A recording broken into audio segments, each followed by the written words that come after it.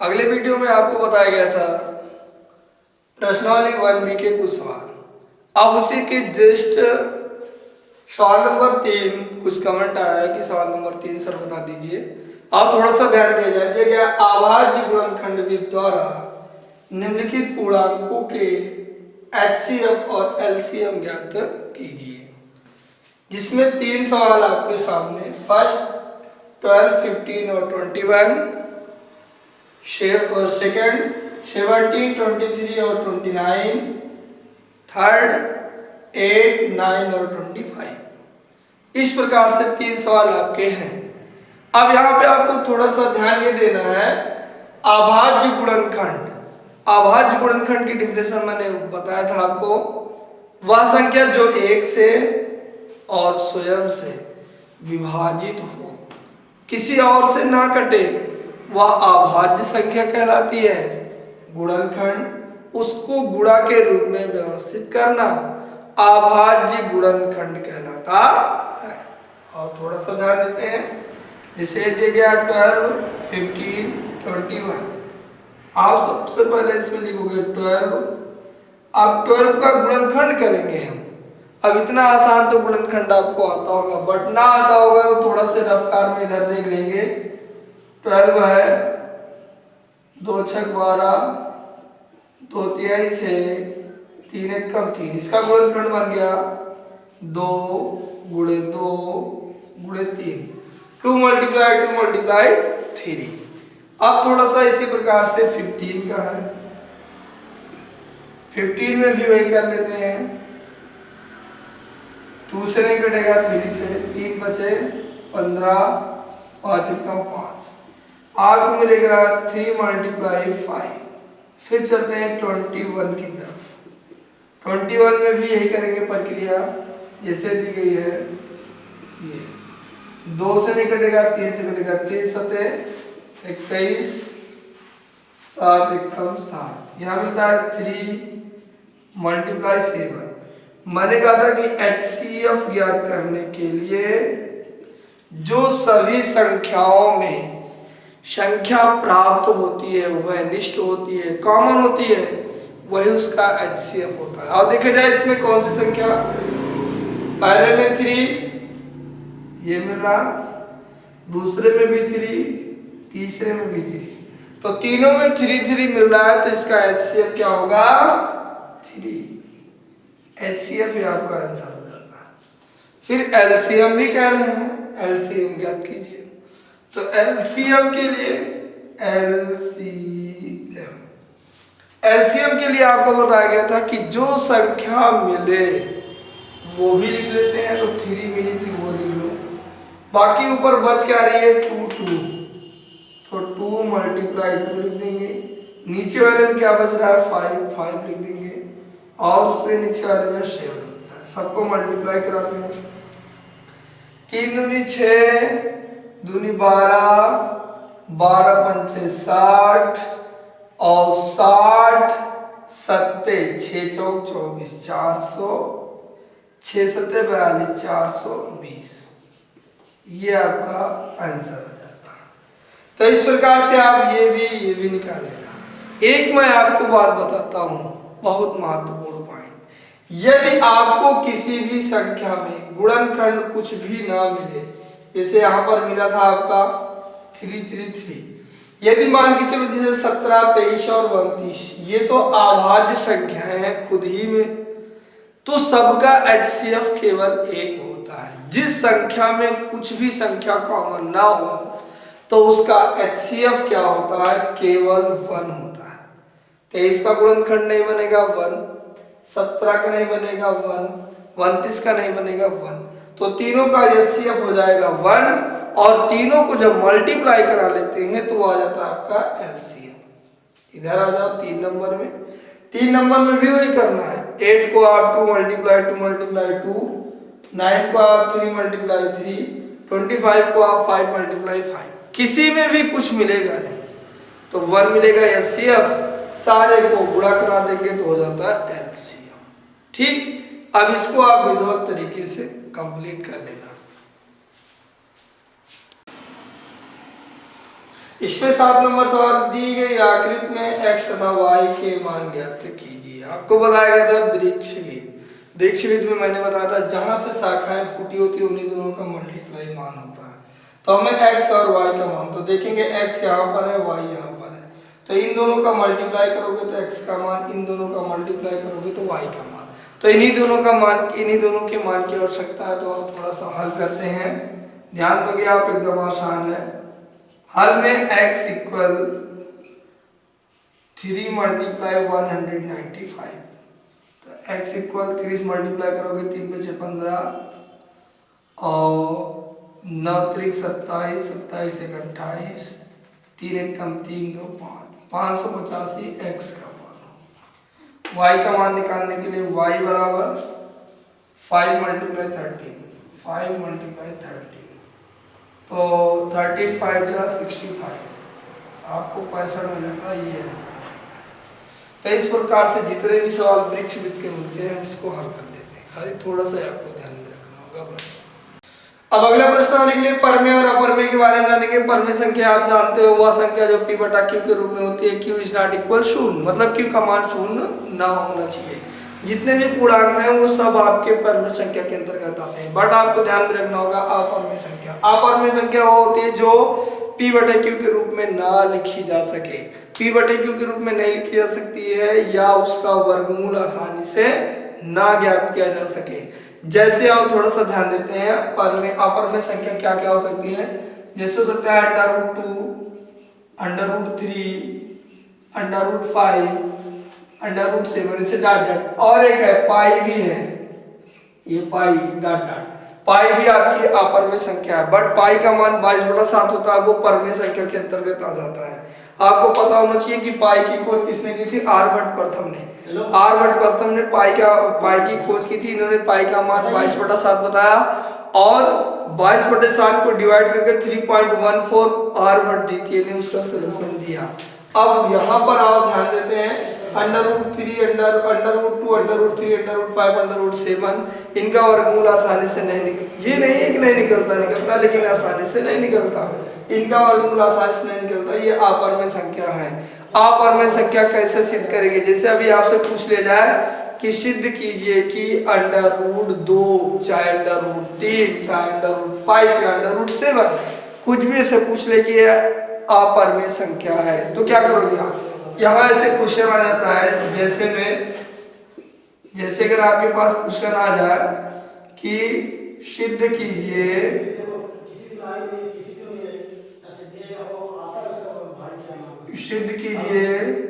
कि √3 एक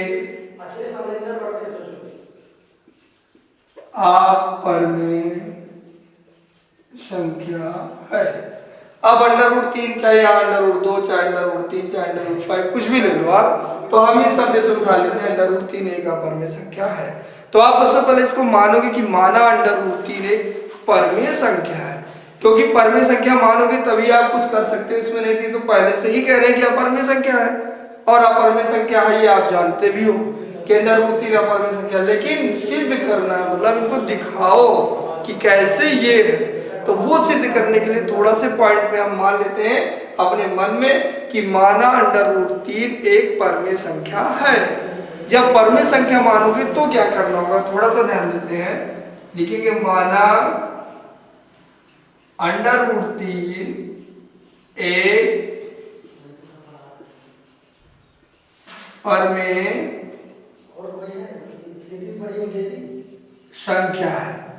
जब परमेय संख्या है तो परमेय संख्या आप p बटा q के रूप में मानते हो, तो यहाँ पर लिखा जाए कि √3 बराबर a बटा b, चाहे कर दो चाहे p बटा q कर दो। अब हम p बटा q कर लेते हैं, p बटा q कर लेते हैं, और चाहे a बटा b कर दो, p बटा q है। p बटा q है तो √ खत्म करने का केवल एक ही तरीका है, वर्ग कर दे तो √ खत्म हो जाएगा। और लिखा जाए दोनों पक्षों का वर्ग करने पर, दोनों पक्षों का वर्ग करने पर, दोनों पक्षों का वर्ग करोगे तो आगे मिलेगा √3 का होल वर्ग इक्वल पी बटा क्यू पूरे का होल वर्ग। वर्ग से वर्गमूल कैंसिल, क्यों? क्योंकि अंडर रूट 3 का मतलब होता है कि 3 की पावर 1/2, इसलिए ये 2 से 2 कैंसिल हो जाता है, केवल आपको यहाँ मिलता है 3 बराबर पी स्क्वायर बटे क्यू स्क्वायर। अब क्यू स्क्वायर इधर लाओगे तो आपको 3 क्यू स्क्वायर बराबर पी स्क्वायर मिल गया।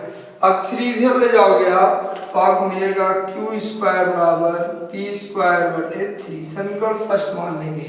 अब यहाँ आप लिख सकते हो कि पी स्क्वायर को 3 या पी को 3 विभाजित करती है, और यहाँ पर लिखेंगे पी को 3 विभाजित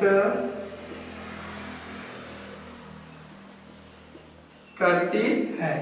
अब P को 3 विभाजित करती है, ये हो गया। अब यहाँ पे दूसरी पॉइंट मान लेते हैं, जैसे ये हो गया, फिर इधर आ जाओ थोड़ा सा। अब यहाँ पर आप कर सकते हो कि माना P बराबर कोई भी अगर अलगी संख्या दूसरी संख्या मान लेते हैं, P बराबर 3 क्या माना जाए, P बराबर 3x ऐसे मान लेते हैं। P बराबर 3x रखने पर जहां x एक पूर्णांक है और यहां पर रखा जाए तो आपको मिलेगा क्यू स्क्वायर बराबर, इसके जगह पे आपको मिलेगा 3x पूरे का होल वर्ग बटे 3। तो क्यू स्क्वायर बराबर 3 त्रिका 9 एक्स स्क्वायर बटे 3, 3 से 3 कैंसिल हो गया, 9 मिला। तो आपको मिला क्यू स्क्वायर बराबर 3x स्क्वायर, ये 3 इधर ले जाओगे, क्यू स्क्वायर बटे 3 बराबर एक्स स्क्वायर। यहाँ भी एक कंडीशन मिली, क्यू को 3 विभाजित करता है, इसलिए 3 उभय निष्ठ है, जो इस फलन का विरोध करता है। अतः √3 एक अपरिमेय संख्या है। इस प्रकार से जो भी सवाल मिलेंगे आप उसको अच्छी तरीके से पूछ सकते हो, कमेंट बॉक्स में भेज सकते हो, सर ये बता दिया जाए। परमेय संख्या अपरमेय संख्या सिद्ध करने का यही सबसे आसान तरीका है, और इसी मेथड से हम परमेय और अपरमेय संख्या सिद्ध करते हैं। आप थोड़ा सा ध्यान दोगे, एकदम आसान सा टॉपिक, कहीं भी आपके ना समझ में आया हो तो आप कमेंट बॉक्स में पूछ सकते हो। शांत और अशांत आवर्ती संख्या। शांत और अशांत आवर्ती संख्या में थोड़ा सा ध्यान देंगे कि शांत कैसे पता करते हैं और अशांत कैसे पता करते हैं। इसके कुछ रूल हैं, केवल थोड़ा से आपको ध्यान देना होगा, बाकी बहुत बढ़िया टॉपिक है, थोड़ा सा ध्यान दो बस। शांत के बारे में, शांत किसे कहते हैं, आप परमेय संख्या उठाओगे, क्योंकि शांत और अशांत पता करना परमेय संख्या से ही होता है। अब आपको सोचना है कि परमेय संख्या है क्या, तो परमेय संख्या वह संख्या जो p बटे q के रूप में मिलती है, सारे पूर्णांक परमेय संख्या होते हैं, तो वो परमेय संख्या है। तो वो पता करने से पहले आप थोड़ा सा ध्यान देते हैं, यहाँ पे माना परमेय संख्या, माना परमेय संख्या p बटा q के रूप में दे दिया है। माना परमेय संख्या p बटा q है, तो आप कैसे बताओगे कि ये शांत है कि अशांत?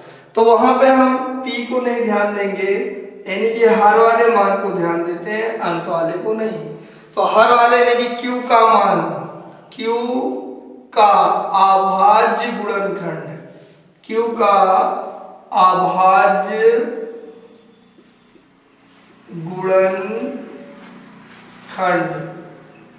Q का अभाज्य गुणनखंड होना चाहिए 2, तब भी आप शांत, या होना चाहिए 5 तब भी, या 2 मल्टीप्लाई 5 फिर भी हो जाएगा, या 2 की पावर n मल्टीप्लाई 5 की पावर m। इसका मतलब m चाहे जो संख्या यहाँ पर इसकी घात चाहे 2 3 5 कुछ भी हो, 5 की घात 2 3 4 5 कुछ भी हो, तो यदि Q का अभाज्य गुणनखंड 2 5 2 मल्टीप्लाई 5 2 की पावर n मल्टीप्लाई 5 की पावर m यदि इस रूप में मिल जाता है तो उसे आप बिना हिचक शांत आवर्ती संख्या कह सकते हो।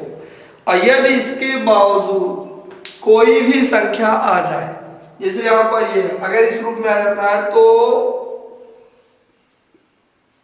शांत होता है। और यदि इसके बावजूद कोई भी संख्या आ जाए, ये छोड़ के चाहे जो संख्या Q का अभाज्य गुणनखंड, Q का अभाज्य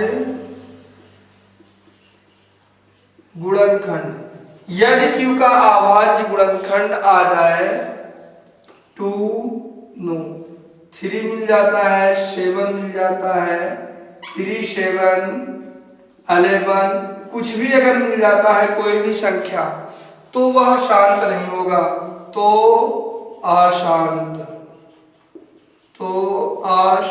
होता है। याद रखना होगा आपको, अगर इन दो संख्या के अलावा कोई तीसरी संख्या इसमें आ जाती है तो वो तुरंत अशांत हो जाता है। बाकी ये दोनों संख्याएं आती हैं तो वो संख्याएं शांत होती हैं। जैसे एक छोटा सा एग्जांपल ले लेते हैं, कुछ भी कोई भी संख्या ले लो। जैसे एग्जांपल में आपको मिल गया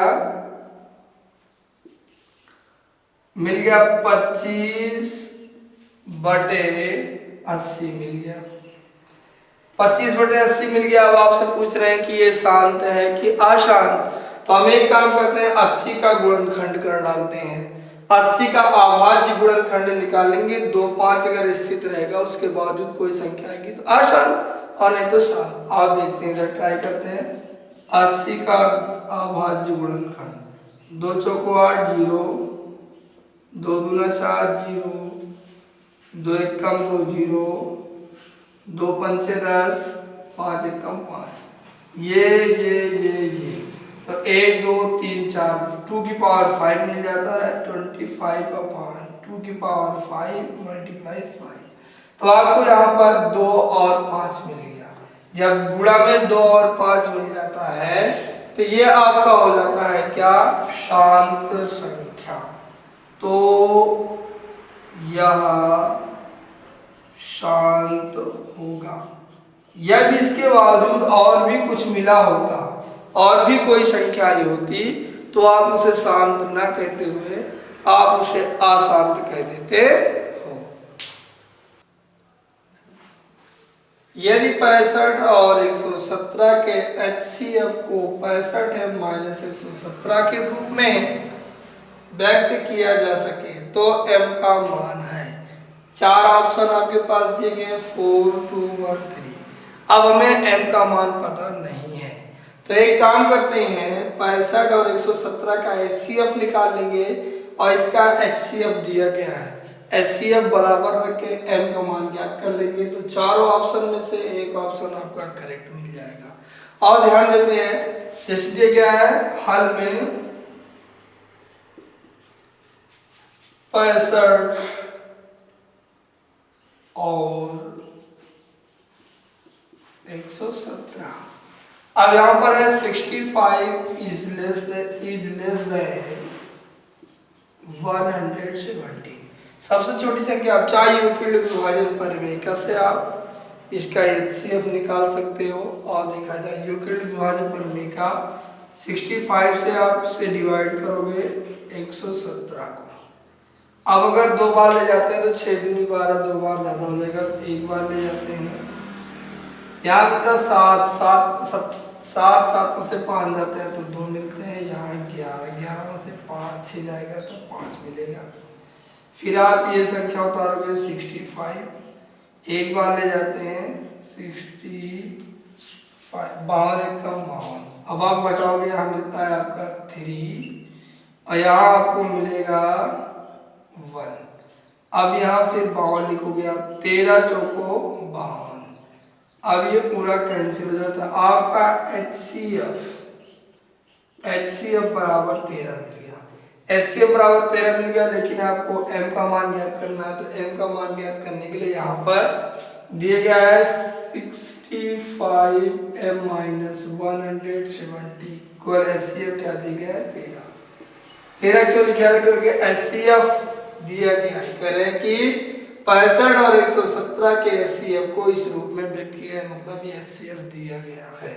ये माइनस से उधर जाके प्लस होगा तो आपको मिलेगा 65 m बराबर 13 प्लस 117, 65 m बराबर, अब इसको जोड़ेंगे 7 3 10 0 हासिल 1 1 2 1 3 1 130 मिल गया।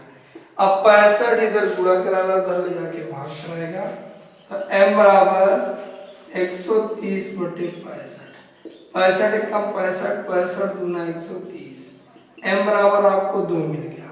अब m बराबर 2 मिल गया, इसमें विकल्प पता करेंगे कौन सा विकल्प आपका सही है, 2 नंबर। तो यहाँ पर विकल्प नंबर आपका 2 ये हो जाता है आंसर। इतने आपको ध्यान में रख देंगे। और एक बात थोड़ा सा ध्यान दो आप, जैसे यदि आपका चर पद का HCF और LCM पूछ लिया जाए तो चर पद में जैसे x y z हो, 2 या 3 पद दिए गए हों, तो जो सबसे छोटी संख्या होती है घातांक में x y z के पदों को जब देखा जाएगा तो सबसे छोटी घात वाले जो होते हैं वो आपके HCF और सबसे बड़ी घात वाले जो होते हैं वो आपके LCM होते हैं। जैसे एक छोटा सा एग्जाम्पल हम आपको बताना चाहते हैं, यहाँ पर इसी पर थोड़ा सा ध्यान में रख लो आप। जैसे यही देख लेते हैं हम थोड़ा सा, ये है आपका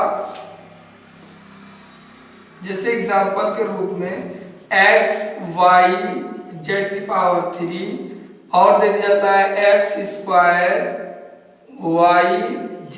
ऐसे 2 या 3 और अदर संख्या दे दी जाए तो आपसे कहा जाए HCF।